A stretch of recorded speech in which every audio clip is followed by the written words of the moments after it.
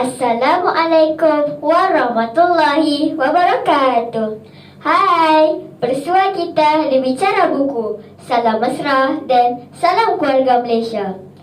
Bicara Buku menjadi medan kita berkongsi cerita dan intipati sebuah buku agar semua dapat mendalami dan menyusuri hasil nukilan seorang penulis yang menghadapi perik jerih menjana idea, mengerah tenaga dan masa untuk menghasilkan buah tangan terbaik.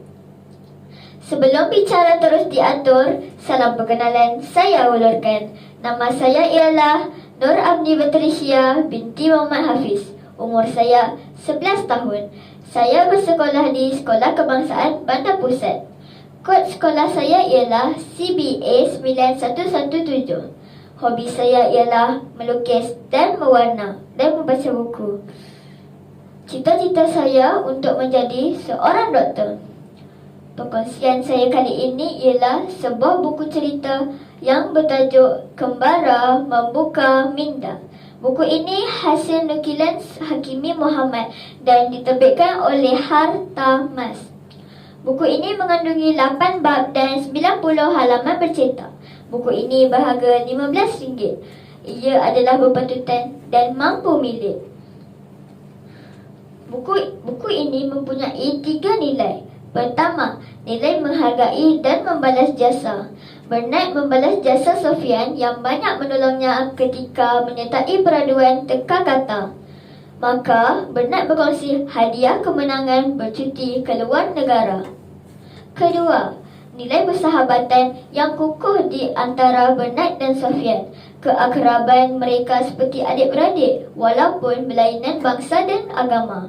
Ketiga, nilai prihatin. Bernard sangat prihatin dengan masalah Sofian yang tidak berselera makan makanan berat. Bernard terus mencari restoran halal yang menyediakan nasi.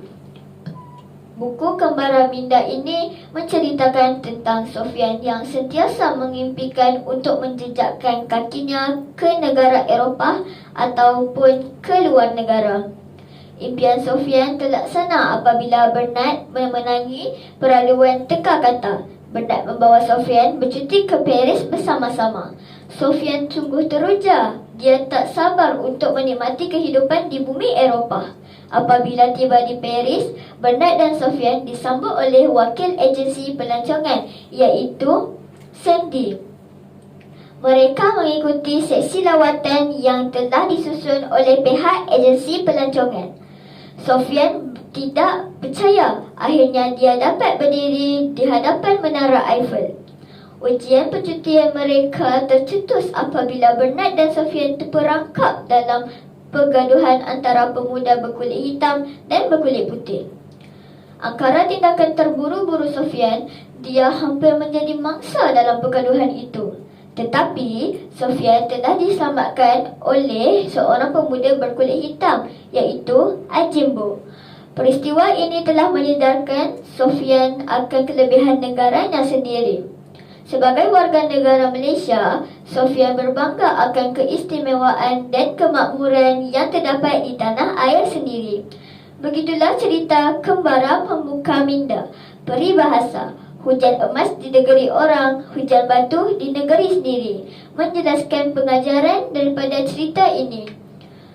Plot dan ceritanya yang tersusun dan memfokuskan hubungan baik pelbagai kaum dan agama dan cinta akan negara sendiri menjadi kekuatan penulisan buku ini.